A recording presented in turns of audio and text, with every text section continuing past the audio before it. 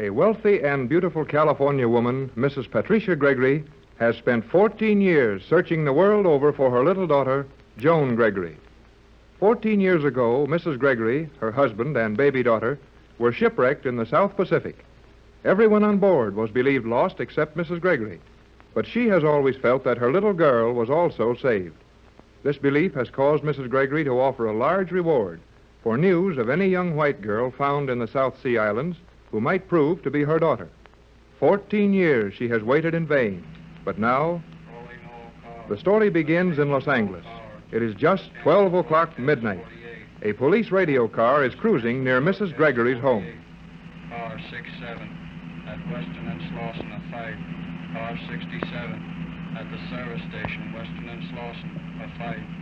Car 14. That's us. Let's hear it then. Calling car 14. Car 14 in North Chester Place, near the Adams Street entrance. Investigator Prowler, North Chester Place near Adams. That is all. Cut him off. We'll have a look around.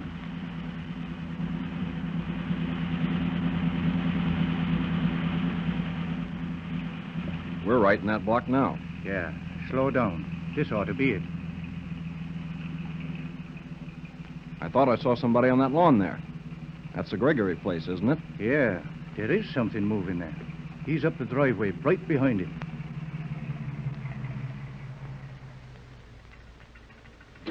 Where you going, buddy? Who wants to know? Hold it right there and I'll show you. Hold it there, kid. I want to talk to you. Hey, why don't you take that flashlight out of my eye so I can see who you are? It's a lot more important that I see who you are. What are you doing here this time of night? Well, suppose you tell me what you're doing here, and then maybe I'll tell... Oh, golly, Whiskers. I didn't see your uniform at first. The cops, huh? Right, the cops. Now can you remember what you're doing in this driveway? Well, I might live here. Ah, you might, but you don't. We got a call on you as a prowler. A prowler? I'm looking for a lady's house. That's not prowling, is it? Well, depends on whether the lady wants you to be looking for her. This is Mrs. Gregory's house. Honest? She's the one I'm looking for. Much obliged. I'll go and see her. Hey, not so fast, buddy, not so fast. Do you know Mrs. Gregory? No. But I've got some news for her. I heard about her little girl being lost in the South Seas on a magic island. Oh. And I... So, her little girl's lost on a magic island, eh? And her mama don't know it, but you're going to tell her. Well, I'm Santa Claus, and I'm taking you to the North Pole with me. Come on. Hey, let go of my arm. Oh, you're Let going go. to the station house. Come on. No, I'm not. Help! Help! Oh, will Mrs. you- Gregory! will you shut Hey, somebody up? help! Hey there, you! Hey, now you'll walk him up in the Gregory house. I hope Oh, I woke somebody's up the whole coming. block. Take it easy, son. Now, take it easy there. Here, this is no place to stage a fight. Oh, well, we picked this kid up in your driveway on a prowler call. I'm not a prowler, honest. I've got to see Mrs. Gregory right away. Well, it isn't so easy to see Mrs. Gregory at midnight. What's your business here? Oh, the kid's having a pipe dream about Mrs. Gregory's little girl floating around Australia on a magic island. I'll see that he don't bother you anymore. Come on, son. Wait a minute. Hold it, officer. Did you say Mrs. Gregory's little girl? You bet he did. But nobody's going to get a chance to laugh at me again. I'll tell my story to Mrs. Gregory, or not at all. All right, officer. I'll be responsible for this boy. And if he's not what he represents himself to be, I'll send for you again. My name's Bradford. I'm in charge of... Oh, that's all right, sir. I know you, Captain Bradford. Call us if you want anything else. And let us know how the kid's magic island comes out.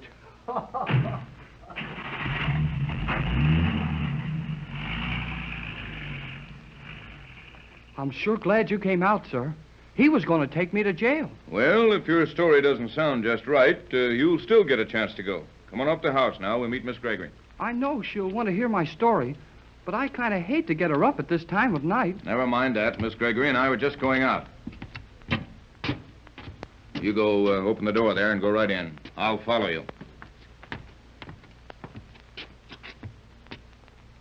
Go on in, kid. But you ought to go in first. I'll be the judge of what I ought to do. Go on in. Now, straight down the hall to that lighted arch. What's going on, Tex? I thought I heard... Oh, Are you Mrs. Gregory? yes, I'm Patricia Gregory. Let's go in and sit down, Pat. I'm anxious to get a good look at this young fellow. Say, Mrs. Gregory, your butler's mighty suspicious of me. Butler.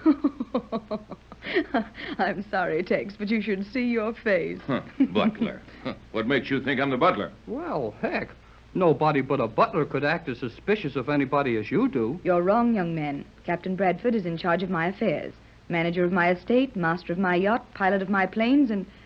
But hadn't you better introduce yourself? Yes, we'll ask a few questions now, son.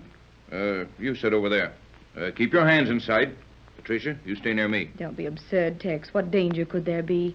He's only a boy. Yes, and Billy the Kid was only a boy when he had to put extra long handles on his guns to hold the notches. Say, I've had about enough of this. I've got something to tell Mrs. Gregory. Do I get to tell her or don't I? Of course you do. Keep quiet, Tex, and let the boy talk. Thanks, Mrs. Gregory. Well, my name is Jerry Hall. This afternoon, I picked up a radio message on my shortwave set on a band I'd never heard anything on before. Somebody was talking in funny broken English and said that an old sailor was very sick in a hospital somewhere near Honolulu. I guess he didn't say. There it is again, the same thing. Wait, Tex. Go on, Jerry. Well, I guess this old sailor was so sick, he didn't know what happened to him. He was raving about how he'd escaped from a magic island in the South Seas and about a beautiful little white girl that was living there with some strange people. Well, I read all about your little girl being lost in the shipwreck when she was a baby, and I thought that, well, that is... Gosh, I guess it sounds kind of foolish when I try to tell it. No, it doesn't, Jerry. It isn't foolish at all. And Captain Bradford and I are leaving tonight within half an hour, sailing on my yacht. And we're going to find out all about that old sailor and his story. Well, I've been reading all about your little girl ever since I could read. Is it true that you were shipwrecked in the South Seas, just like the stories say? Yes, Jerry, it's all true. We were wrecked in the South Pacific when my little girl, Joan, was only a year old. Her father was lost, and of course, everyone else thinks my baby was also, but somehow I've never quite given up hope that someday I'd find her. And we've chased all over the world to see girls that people show to us to try and get some of the money Mrs. Gregory offered. But they never are the right one. Well, how could you tell your little girl? I mean, if it really was her. Joan had a tiny birthmark, a little star-shaped scar on the back of her neck. Joan. Gee, that's a pretty name. Joan. I'll bet she'd be pretty, too. Maybe almost as pretty as you are, Mrs. Gregory. Thank you. There you are, Tex. Jerry's a bright boy. Yes, his eyesight's all right, I'll say that. We've got to go. You see, kid, we heard the same thing on the shortwave that you did. And we're sailing just as soon as we can get to the harbor. Boy, that's slick. Will you take me with you? Will we do what? Take me along, will you? Oh, please. Why, Jerry, we couldn't do that. We hardly know you. And you're so young, you can't be out of high school yet. Well, I know my dad would let me go. And I know a lot about boats and aeroplanes and radios and, well, and all that sort of stuff. And I'd work hard on the yacht and... Oh, golly whiskers. How about it? Not a chance. Out of the question. I'm sorry, Jerry, but it just wouldn't do. Beg your pardon, madam, but the car's at the door. Everything is quite ready. Baggage loaded. Thank and you, the instruments- Johnson. We'll be out in a moment. Very good, madam. Now, Jerry, I'm afraid we'll have to say goodnight to you. It was sweet of you to come and tell us about your radio message. Won't you let me give you... Oh, no, thanks, Mrs. Gregory. It was fun for me. You see, I've dreamed about finding your... Oh, well. Good night. I hope you have a lot of luck. Thanks, Good night, Jerry. son. Good night. Oh, say, I was just thinking, if you could only let me go, I'd telephone my dad. He'd let me go when I tell him how nice you are, Mrs. Gregory. Oh, Jerry, you're nice about this, and I would like to take you, but it wouldn't do, would it, Tex? Sorry, kid, but it just isn't in the cards. Boy, I'd sure like to see that magic island. The broadcast said there was something mysterious about it. How ships tried to sail up to it and couldn't, and that it was big but invisible. He gave the exact position. It might be true. Afraid not, Jerry. We'd sailed through there on 2 steamer lanes. There isn't an island the size of a watermelon that isn't on the chart. Well, I guess I'd better go now. I'll see you to the door. Are you afraid I'm going to take something? No, but I'm going to take something. Something to remember you by. Open the door. Go ahead. Open it. Gee whiz! That flashlight nearly blinded me. Sorry, but we like to take pictures of the people who come to see us at midnight, and we like to know when they open our door, too. But when I came in, I opened the door myself, and nothing happened. And I had the flashlight shut off. Now go on, kid. Get out. Oh, I'm sorry I bothered you, sir. Good night. Tex, why were you so rough about sending him out? I just got an idea. That boy's smart. He could have broadcast that message himself just to get a trip to the islands with us. I suppose so, but I do wish we could have taken him. Well, it might have been wise at that. And I could have kept an eye on him till we ran the story down. Oh, well, forget it. Hurry, Tex. Johnson's waiting in the car, and Jameson will lock up until we return.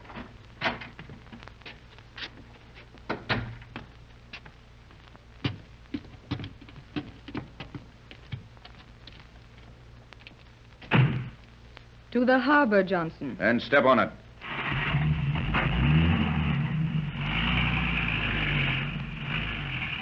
Johnson. Oh, Johnson. Yes, madam. We're awfully crowded back here. Couldn't you find room up front for this roll of steamer rugs? I tried to put the roll up here, but he wouldn't have it. Who wouldn't have what? The young gentleman inside the rug, sir. Huh? Say, Pat, there is somebody inside this roll. And I can guess who it is. I didn't think you'd find me till we got to the boat, and then maybe you'd take me with you. I ought to wring your neck. Now, Tex. Oh, I know, Patricia, but... Gee, Mrs. Gregory, that's an awful pretty name, Patricia. Oh, now, look. I'm plenty big enough to go with you, and we'll telephone my dad from the dock, huh? How about it, Tex? Nope. Oh, now, Tex. No. You got her on Miss Gregory all right, Jerry, but you can't do that to me. Oh, no, sir. I wouldn't try to get around you. I can see that nobody could do that. You're too smart. But I would like to sail with you. I could learn a lot from a man as smart as you are, Captain Bradford. All right, you win, kid. Golly whiskers!